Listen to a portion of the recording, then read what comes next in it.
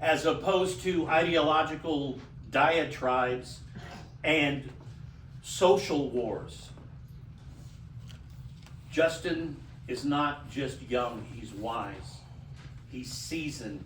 He listens, he's compassionate, and he's nobody's fool. And if you work it right, he's your best friend and ally. This is the guy we need in front of the charge, leading us and helping the people of our community. Ladies and gentlemen, our next congressman from this district, Justin Early.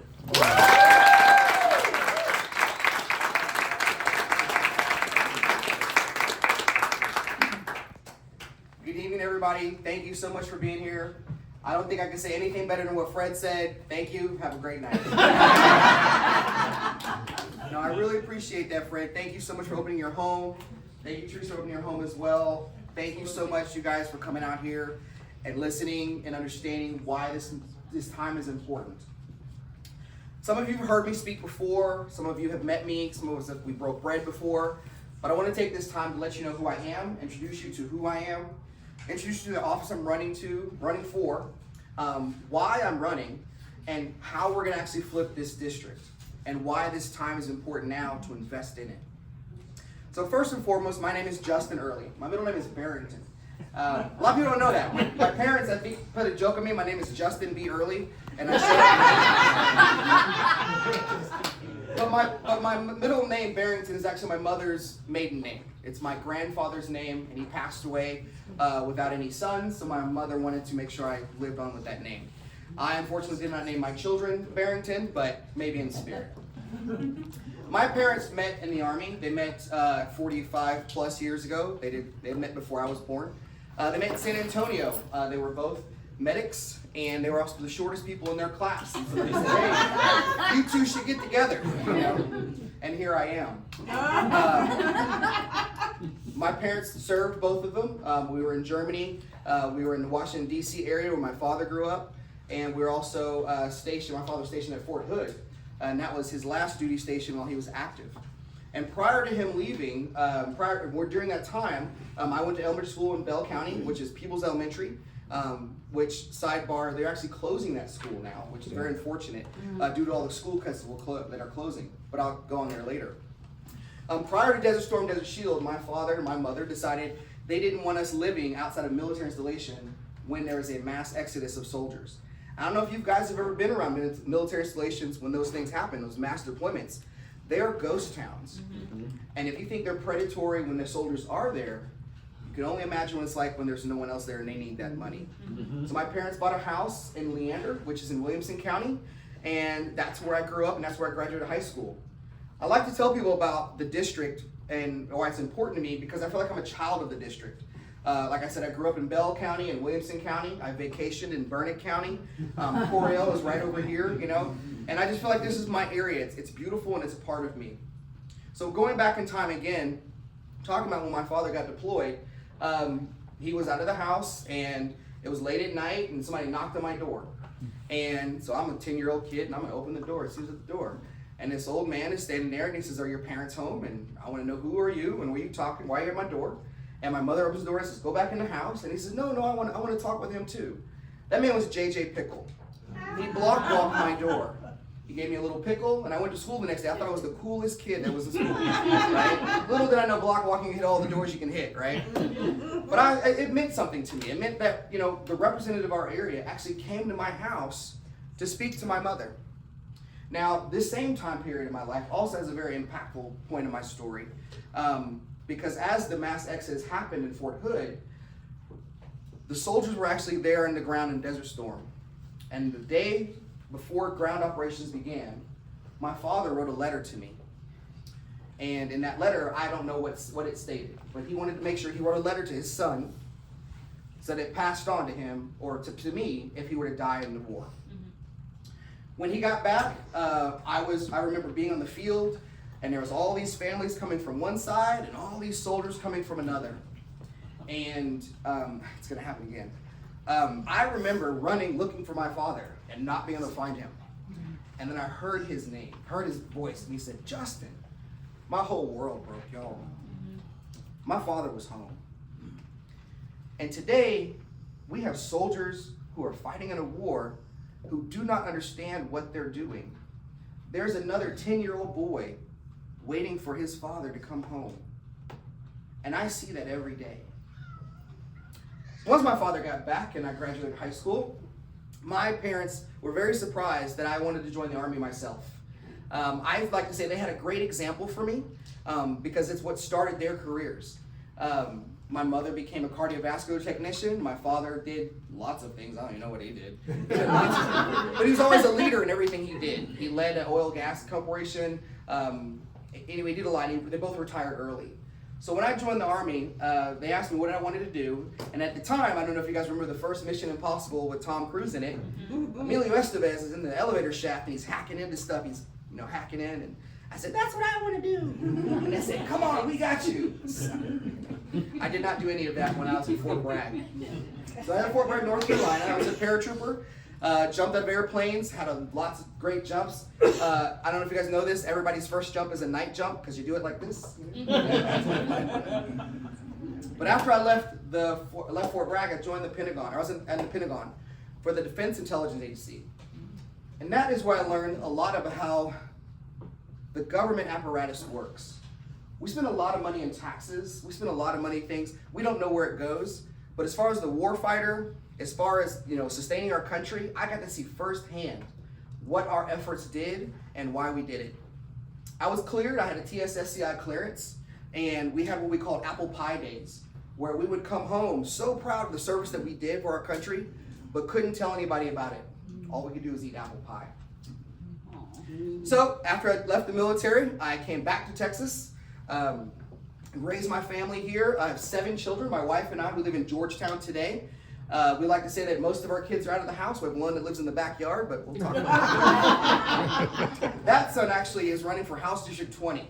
Our family has decided our service that we can do is to give back to people. So while I make fun of my son living in the backyard, he does have a place to stay. It is there, but he is also running to serve as well. So that's who I am. Today I work for Dell Technologies. I'm a cybersecurity architect. I protect the systems that our digital lives depend upon, right? You have an Apple Watch in your arm, sir. You have a phone in your pocket. All these systems are susceptible. And the things that we're seeing today is our adversaries are attacking them. And I've been dealing with those adversarial attacks for years, for decades. I like to joke, I was doing cybersecurity before cybersecurity was called cybersecurity, because remember, I wanted to be in the elevator shaft. And I also see the problems we have today are not just cybersecurity, but also home security. And I'm not talking about border security, things we talk about and we hear people rail about all the time. I want real security here. I want job security. I want healthcare security. I want education security. When we use the word security, let's not let somebody else take over what that means. I know what security feels like. When I heard my father's voice, that was my security. And I want to make sure everybody has that same security. So when I started this campaign, I had 3, platforms or things that I wanted to start on. They were security, opportunity, and dignity. Because I see a lot of things that are happening in this world today is a lack of dignity. We can provide security with dignity. We can provide opportunity with dignity. And we can provide dignity for each other. So one of my favorite songs by Stevie Wonder is Love is in Need of Love Today. And I think that is really another thing that shapes me for who I am and what I'm trying to do for you guys here. So we're talking about policy, right? Because that was the 3, themes that I wanted to make sure I run on, but I want to talk about 3 policy areas that I want to make sure I'm running on and I'm focused at. Number 1 is affordability. When I talk about security, affordability is number 1 up there. Today, with this war, we have a war tax that we're paying. Every grocery that you spend more money on, every gas, cents, the dollars you're paying on, is a war tax that we are expected to pay. That it should not be. We have the trolls out there, of course, on social media. And one guy commented a couple days ago, I had a video about gas prices. And somebody said, well, when Trump ran down the gas prices, nobody said anything. Because that's your job, right? Like, we want low gas. I'm not going to pride you on something that we want done. But if you cause a war to raise my gas prices, yeah, I'm pissed. Yeah. Excuse my language. But that's what happens. So we want to make sure that we have affordability, the number one thing we do. Somebody had said, as a Democrat, we should be running on affordability. And I thought, did we miss the memo years ago? Because that's why we go to work, guys. That's why we go and do the things that we do. We talk about affordability. We also talk about healthcare, because healthcare is something we should provide for everyone. I am a strong proponent of labor because it is the number one avenue that we have to defend what we are doing. And what I mean by that is, I have to go into work every day. I give my time and my talents to my own personal billionaire, Michael Dell, for him to give me a paycheck back. And at any time, if he says, hey, I'm done with you, where does my time go? How do I deal with that? So when I talk about security, that is job security. But my job is also tied to my health care. So that's healthcare security. And now my mortgage is tied to my paycheck, so that's home security. Why people are understanding that affordability is the number one issue of our time is beyond me. I think that's just such an interesting thing to say to me. I said, we didn't get the memo 20 years ago. So the second policy that I'm running on is responsible technology and AI. Real AI regulation. As a cybersecurity architect, as a cybersecurity expert, I know and understand what these systems are built for, what they're taking, and what they're trying to do. We all like to look with the new toys and play with the new things that are out there, and I don't default you from doing that. I think everybody should learn to understand what AI is. But you should also learn to understand what the trillion-dollar problem they're trying to solve with AI is. Does anybody know? Hands raised. Anyone know? The trillion-dollar problem AI will solve is labor. Is labor. That is the largest expense any organization has, and is the number one thing they want to get rid of. We have built tools as human beings from the word go, from the dawn of time. Hammers to build houses and excavators to clear the land. But we've never built a tool that takes our imagination until today. And that is literally why we need responsible technology and AI regulation. I want to share something with you, a point of privilege, that someone came to me and offered me lots of money for my campaign. We'll open up a PAC, dark money all out the wazoo, we'll make sure you get elected. Okay, what's the catch? 2 catches. Catch number 1, you have to give unfettered access 24 hours a day to the individual donating to your campaign. I don't like that. That's not good. That's gross. Catch number 2, drop AI and drop regulating an AI. Wow. So if somebody comes to me and asks me to do these things, why would I do them if that is your aim and goal? We have real human beings at risk here. We have your jobs at risk. We have your environment at risk. We have our whole lives at risk. So why would I drop something that is so important for a few dollars for a little to get elected? To me, that is the wrongest thing I do. I didn't do that. And actually, there's people here who witnessed it, and I was like, we could cut the conversation right now, Slim. I'm not doing it. We did continue on, and the people are still looking to invest in the campaign, but they've definitely pulled back a lot, which is great for me because I'd rather be responsible to you than to somebody who wants unfettered access to me 24/7. I want you to have access to me. I want you to come to me and make me accountable for what I'm going to do. Because when I say I want to have responsible technology and AI, those are the people who have the money. The 8 billionaires who run all these systems, they want to make sure they're solving their trillion-dollar problem as fast as they can. They are building bunkers to protect themselves. They are putting data centers in your river water, next to your rivers. They are polluting your air for them to go live in tropical locations and not have to worry about it. So when I say I'm running for responsible technology and AI regulation, I want you to understand that I mean it. The final policy point that is my 3 main pillars is defending our democracy. Because I can't do anything I just talked about with a weak democracy. We need to have a strong democracy. I tell people this too. The problems with democracy can be fixed with more democracy. Right? People who do things in the dark don't like the light. Amen. Every time I go and vote for something, I want you to know about it, and I want you to call me out on it. And if I say I voted no for this because it hurt these human beings over here, I want you to understand that's where my heart is at. And I voted yes for this, it's because we're going to uplift somebody else. It's not going to be enrich myself. It's not going to be enrich other people, because we have real human beings here at risk with these policies. Every policy that's written, every page, every paragraph, every period has a human being at the end of it. And if we have a strong democracy, we can make sure those human beings are protected. So that's who I am, and that's what I'm running on. So let me tell you about this district. This district is, I already said it's a little bit phenomenal because I'm a little partial to it. But it runs 7 different counties. Every district in the state of Texas, as they appropriated them, have 766,897 people appropriated for the district, give or take a few, right? I can't speak to all of them out there, but I can try to represent as many people as I can. We have 7 counties in an alphabetical order. Those are Bell, Burnett, Coryell, Hamilton, Lampasas, Mills, and Williamson. The majority of the people there are lived in between Bell County and Williamson County. The northern half of Williamson County have 45% of Williamson County, have 91% of Bell County. So if we focus only on those counties, you all get left out. Mm-hmm. My job, my role, my goal is to make sure I get to every single county, speak to every single person that I can, and have as many rooms as this as we can. Because you can't have real democracy without having conversations with the people that you're representing. I went into 3rd grade, and my 3rd grade teacher told me about representative government. I want to have that representative government. Mm-hmm. I want that JJ Pickle experience for all of you to come to your door. Because that's who I am, and that's what makes me. So why is this an important time now? We could talk about all the negative things that are happening in the world. Has anybody in this room read Forget the Alamo? Have you ever read that?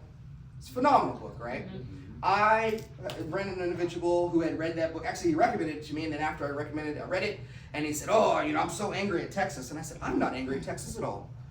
Because if you understand the story of America is also the story of Texas.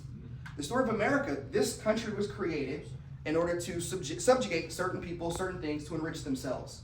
And now we've taken the entire country and made it something than it was started from before. And the same with the state of Texas. The state of Texas became simply an exodus for people to do the exact same thing. But look at us today and where we are in the state of Texas. We have built the bones to make it the greatest place in the United States of America. So I love the fact that we can be here today, have these conversations, and make better of what we have. But let's not be sit on our laurels. My shirt literally says abortion is on the ballot. And I did not wear this for this room. I just got dressed this morning. My wife, on the way here, she said, Supreme judge has just ended by mail abortion pills, right? No. Yep. So everything you can think of is on the ballot. Race relations are on the ballot. Feminism is on the ballot, right? Education is on the ballot. Donald Trump is on the ballot. Because people say Trump's not on the ballot. He absolutely is on the ballot. Damn right. Because John Carter, your current representative, is literally a rubber stamp for Donald Trump. Amen. Does anybody know the numbers I've given out about John Carter? Anybody? John Carter by the numbers? John Carter by the numbers has missed 802 votes his entire time there. It sounds like a lot, but he actually did 14,000 votes that he was there. But his missed votes are more than double anybody else's average. The average missed vote is 2.1% of votes missed. John Carter's is 5%. The second number I like to give to people is 7 bills. John Carter has only written 7 bills his entire time in Congress. What? He's been here for 13 terms. You're right. Of those 7 bills, 4 of them were to rename post offices. So when I talk about security, when I talk about affordability, who on their bingo card had rename a post office to solve that problem? Because I didn't. Now, I don't know John Carter, but I see what his actions are doing. And I see what representative government should be. And I started my campaign to say, how can I be this for you? My neighbors, my friends, my family. This is important to me. The final thing I want to leave you with is, why is it important to invest in this district today and right now? A little bit of inside baseball, there's the Cook Political Report. They have turned this an R+11 district after the mid-decade redistricting. And with an R+11 district, this is where they say, hey, we think the Republican's going to win at 61% and I'm going to lose at whatever, right? So a lot of people, DC types, a lot of, money people say, oh, we're not gonna touch that. It's not a swing district, right? I would tell you about my son's district as well. My son is at an R+10 right now in House District 20. If we were to flip 14 seats in the Texas House, we would have the majority. The Democrats are the majority.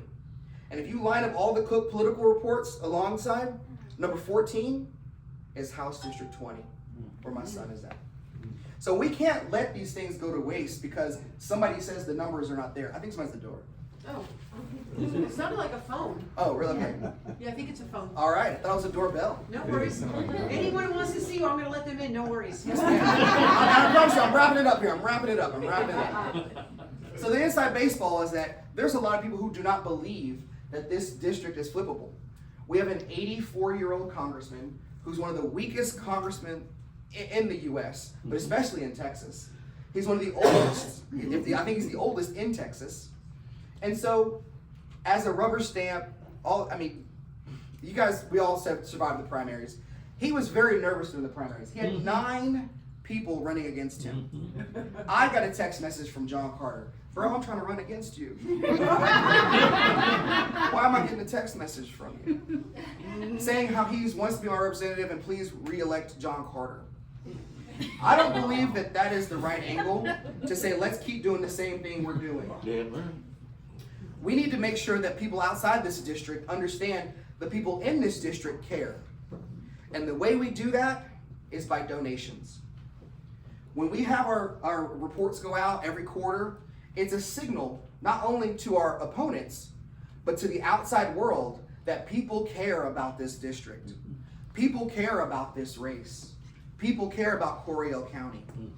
So we have to send a signal to them that we are raising money here.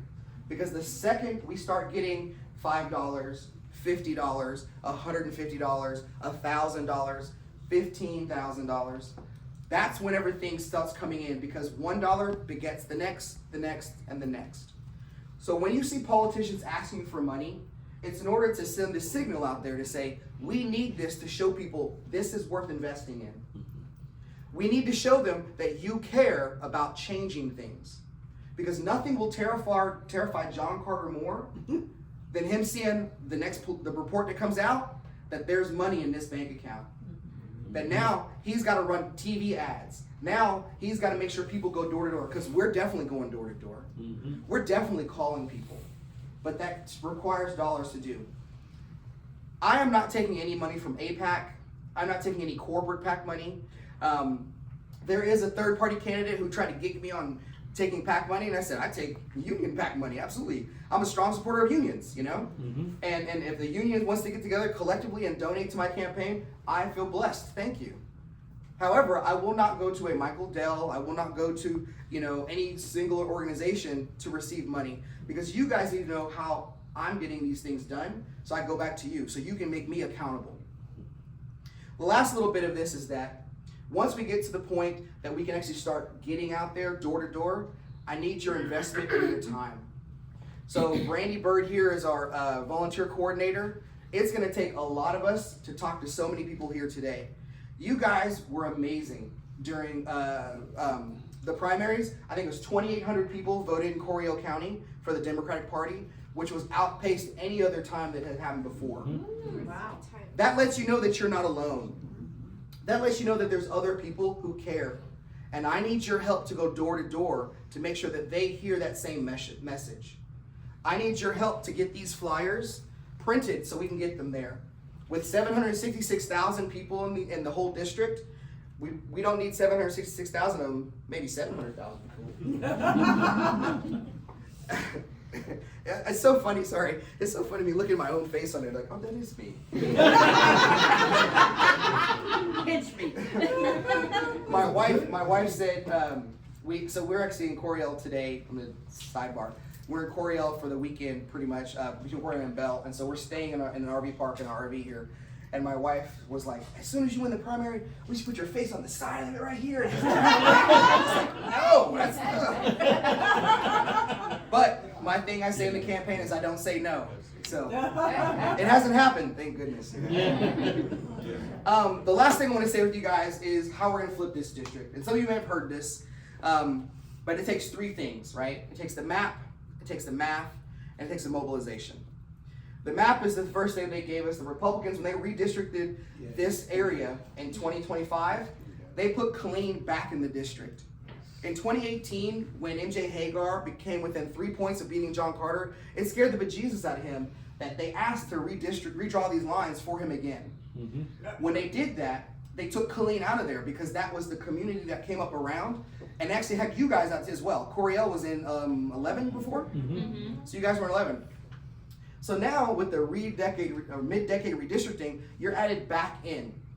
That is phenomenal. With Round Rock, with Georgetown, with Killeen, you now have a more contiguous area to gather behind.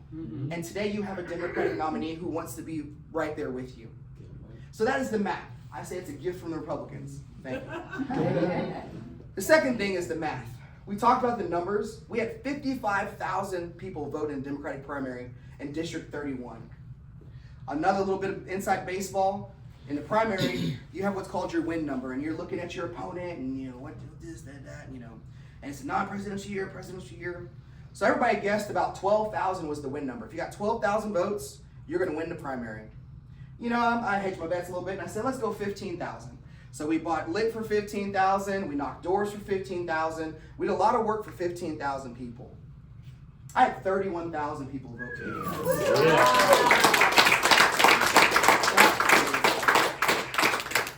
It is the second highest turnout of District 31 ever, and it is the single highest for one single candidate. So I am blessed to be your nominee, so thank you. The math is there. Yes. Thank you. The last thing, though, how do we take this energy and this math that they've given us and do something with it? And that is the mobilization. That is all of you. That is letting your neighbors know you are not alone. That is talking to people. That is donating your time, your talents, your energy for something that matters. Everything is on the ballot.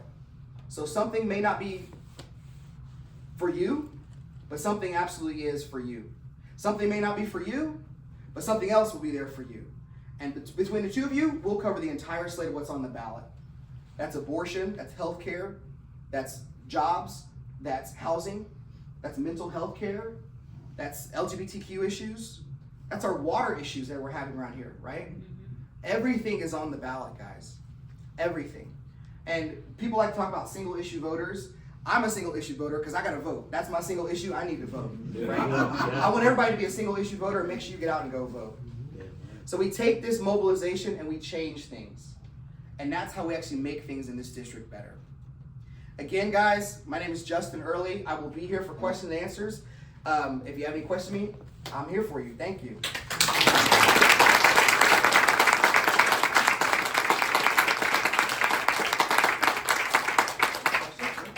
Do you have any questions first? Yeah.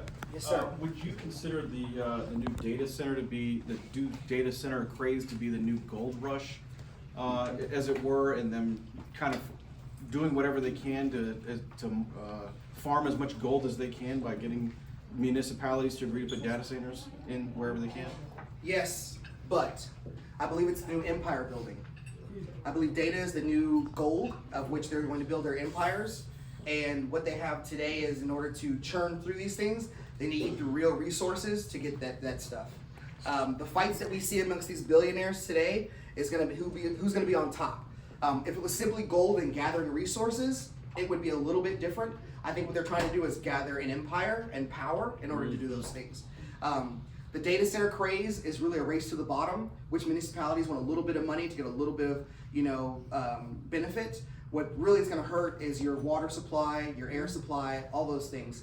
We have real systems for human beings being given to machines, and as somebody who understands how these things work, we don't have enough energy in the US to do what they want to do.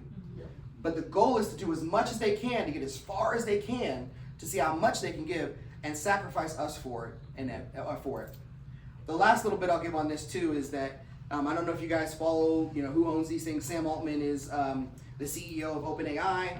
Sam Altman they had challenged him and said, hey, you're building all these data centers, they're called hyperscalers. They're the ones that, the huge data centers that do these, they churn through all this data. He said, it takes a lot of water and a lot of power to do these things. And how do you justify that? And Sam Altman's response was, well, to get a human being from 0 to 20 years old, it takes an awful lot of water and everything else. Did you just compare a computer to a human being? And so this is where their mentality is at. So if we were to simply term it as a gold rush, we can see what gold is. We can see, if you gather it, we've had examples of that. This is more examples of an empire taking over an area. That's what they're doing. Yes, ma'am. Please explain to me what all these data centers are for. Mm-hmm. Our daughter said that they're gonna keep data on all of us, whatever we're scrolling through, whatever we do with our credit cards. Just give me more details on that. Yes, she's not wrong. Okay. If you can, okay, so I've dealt with these things in the past, and I'm gonna take a little personal approach to tell you guys a little history story. So there's a system I used to work on, a tool that collects data, and as you collect all the data, then you can sift it, you can glean information from the data, and then you can make decisions based off of that, right? Same thing. And I had said, what if we, and the tool is called Splunk, right? Because it's like spelunking, and you can dive deep into the data. So it's called Splunk. And you would Splunk something, hey, I'm gonna Splunk, this server or whatever, right? So I said, what if we splunked a toilet? What data could I get from your toilet? I would know what drugs you're on. I would know when you're sick, when you're pregnant. Then I could market to you drugs for specifically your purpose. You would not know how I knew this, but I'm getting everything on the back end. And all of a sudden you believe that you're making, say again? So to speak. So to speak. You believe that you understand, you believe that you have free will, you believe that you understand what you're going through, but things are being served to you in order to shape the direction you want to go. And so I believe that these systems are, in order to get $1 in the end, are trying to learn as much about you to then pre-spend that dollar for you. The other end of that is that, the algorithm's correct. The other end of that is today that you get served advertisements, right? Google gives you advertisements. Google wants to know what kind of car you like before they give you a car. So if you say, I want a new car, it knows exactly you want a Nissan, SUV, this with these options in it, and they'll tell Nissan, I'm gonna put you together, bam. They're the now advertiser of everything because they've seen so much of your life and they've cataloged everything it is there. But what does it take to get there? This is what they're doing. So they wanna make the decisions before you have the ability to do so.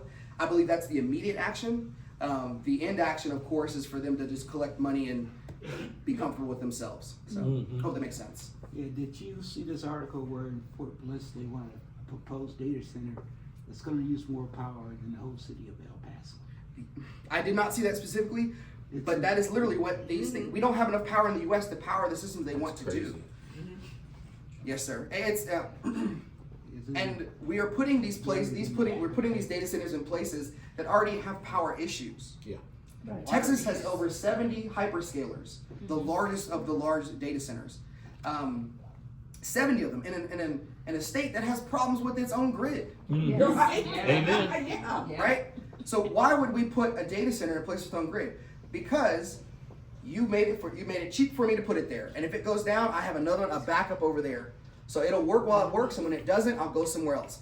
All the while, your hospitals, your clinics, your foods that actually, keep your food fresh and stored are going to go down because the brownouts, the blackouts, and the overdrawing of the electricity.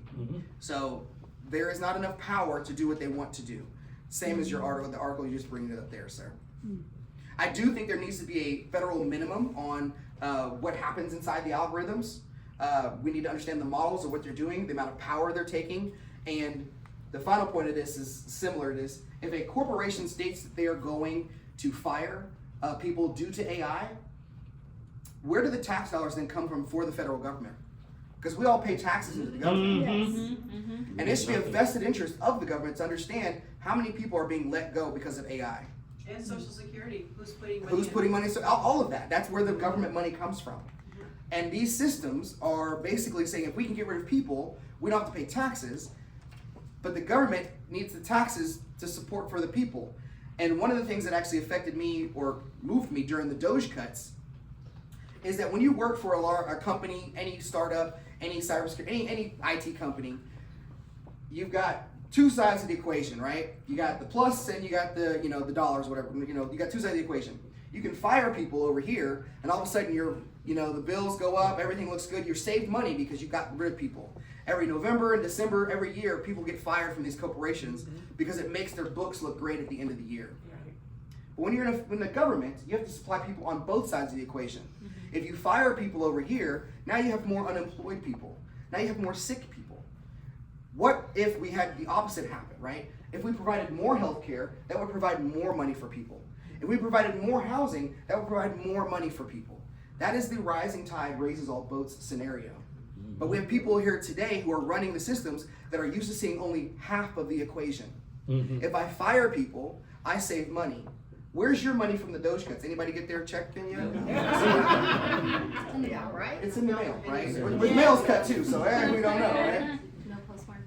But the seriousness of this is that the systems that they're targeting and actually cutting, human beings rely on them.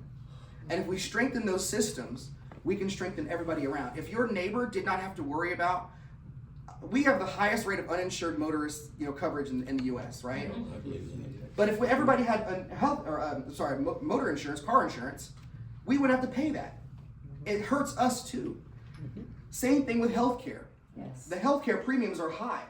If everybody had healthcare because everybody's getting taken care of, it would lower the cost of taking care of people when they were sick. Yeah. Amen. So I believe that's how we actually support these things and provide more for the policies in order to provide more for people. Yes, ma'am. Yeah, so talking about healthcare and all this stuff is important. But a lot of people, when they hear things like this and where's the money gonna come from, and then all of a sudden you hear the word socialism. And for some people, socialism is akin to communism. So how do we try to break off and explain to people that what we want to do, in the Democratic Party is not in that direction where people are so scared? How do we get that across to people so they understand that it's a benefit for everybody, that we're not going in that direction? Does that make sense what I'm trying to say? Makes perfect sense. Yeah. Makes perfect sense. See, that was what I heard. Yeah, and again, I swear to God, if there's somebody here, I'd let him in, I swear. So, first and foremost, somebody asked a very similar question on, the right has a lot of rhetoric that they use. So patriotism, right? They don't own patriotism. They don't own freedom, right? Just as they don't get to own the meaning of socialism. Because how many people like the fire department? Because I do. There's no song called F the Fire Department, right? But the fire department is a very socialist organization. You don't pay into the fire department individually to put out your house, your fire in your house, right? Same thing with the police. When you want the police, they come to your home. Why can we not do that for healthcare, right? What is the difference to that? So I would challenge the mentality of what socialism is. I do like to ask silly questions like, what does socialism mean? I don't know, right? And let people define it for me, and then I will define it for them and what I think it is. Another thing I like to do is, like I said in the beginning, use the same words that they use, right? This is real freedom at risk. This is real liberty at risk. We have a lot of fervor around the Second Amendment, right? I want to see that same kind of energy around the Fourth Amendment, because that's what's happening with all your pockets today. What we were talking about earlier, what they're trying to do, they're trying to get around illegal search and seizures, and understand what's in your pocket. So we have to take back the things that are ours. When we talk about security, let's not just talk about border security, let's talk about real security of what it means to be secure. So information security, knowledge is power, right? What happened to that? I thought it used to be power, not anymore. Anyway, I digress. So I want to start challenging those people with those same words of how do we take those things back? Because people who believe a certain way don't own that. Everybody does. And we own the fact that, hey, socialism can the healthcare can be just like the fire department, just like the police, just like the military, that people love, things that people love. And so that's what I would challenge to do. Thank you. You're welcome. Yes, sir. I heard you mention knowledge, and that goes into information. The information with AI replacing us as humans, that's where it has to be a lose-lose situation where it bottoms out that AI does not pay taxes. AI does not buy advertised articles, whatever that Google might push at you. Correct. So these computers, have they already figured out exactly where this bottoms out that we can just subsist? I would not say the computers. So let's have a side conversation. What do you want? I will start by saying that we need to have real regulation around these things to prevent for those things that happen. Right? We have a vested interest in understanding what those systems are doing for human beings, to our jobs, to our economy, to our way of life. That is what we need to actually have happen. Oh, goodness gracious. That's what we need to have happen. Outside of that, we can think of any doomsday scenario of what could be and imagine it, because we're on that path if we don't stop it today. Today is the day for regulation. Today is the day to stop that. We can all go into the imaginary what could be, but what we want to focus on is how we stop it. I think the final thing I'll put to this is that there are already systems in place where they understand how much a human life costs. Yeah, I know. The goal would be to make sure we don't cheapen that human life. There you go. And make sure we value it even more. And I think with the AI systems and the things we're talking about, it's easy for us to cheapen a life than to value it more. And I want to make sure we're always valuing these people. So, regardless of who they are. Does that help? I apologize. Did I answer your question? Oh, yeah, I just went on experience. I had a job that they added robots for people. And I've been retired for almost 20 years now. But when they add the robots, they say robots don't get sick. Robots don't take time off work. And they don't waste time. But I worked for General Motors. Someone posted robots don't buy cars either. Right. That's very true. Yeah. Absolutely. Yeah, I like to say, oh, thank you so much. I like to say that, and I use maybe it's aging myself. I use the example of an Xbox. When you build an Xbox, you want people to go buy an Xbox so you can go build more Xboxes, right? Capitalism should be cyclical. Capitalism is supposed to be cyclical. But when people sit there and jam up the system and hoard money, then in order to hoard money, they have to remove people from the system. They can add robots, but robots don't buy cars, right? Like you said. And so we need to make sure we're regulating that as well. There should be systems in place to prevent people from hoarding so much money, especially if there are people on the streets, people who are selling plasma in order to get by, teachers who have to work 2 jobs in order to teach children. It is a policy failure, and I want to make sure that I'm writing policy for people that actually helps them instead of hurts them. Amen.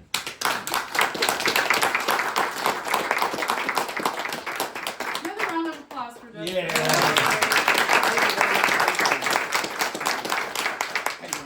Okay, my name is Angel and I am the money lady. To get Justin across the finish line, because he's already won 1 election. The primary is a race in itself. Yeah. So 30,000 votes, like that's huge. Congratulations. Yeah. To get to the general against John Carter, who's been in office longer than me and almost just as much as you, we need 3 things.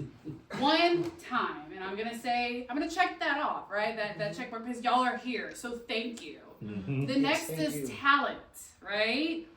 What can we do? This is a people-powered grassroots campaign that starts at the bottom. And I wouldn't even say the bottom, really the top. They should be working for us, right?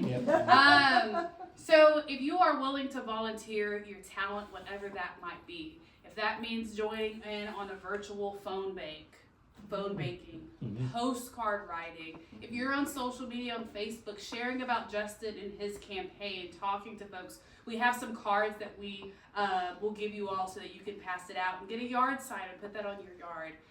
Whatever your talent may be, we've seen people who are very creative musicians who say, hey, let me, come and perform. That is talent.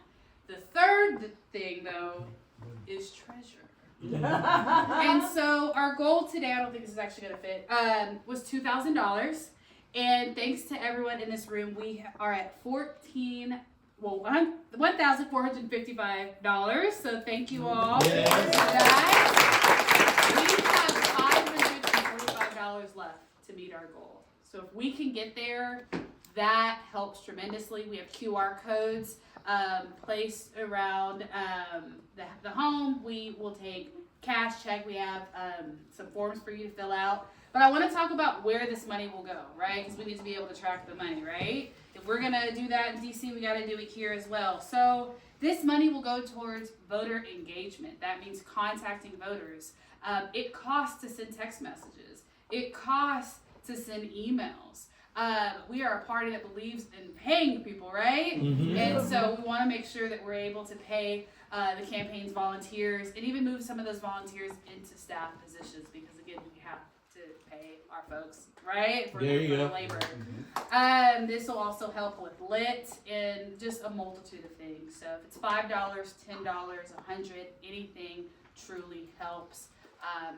And that's my TED Talk. Thank y'all so much.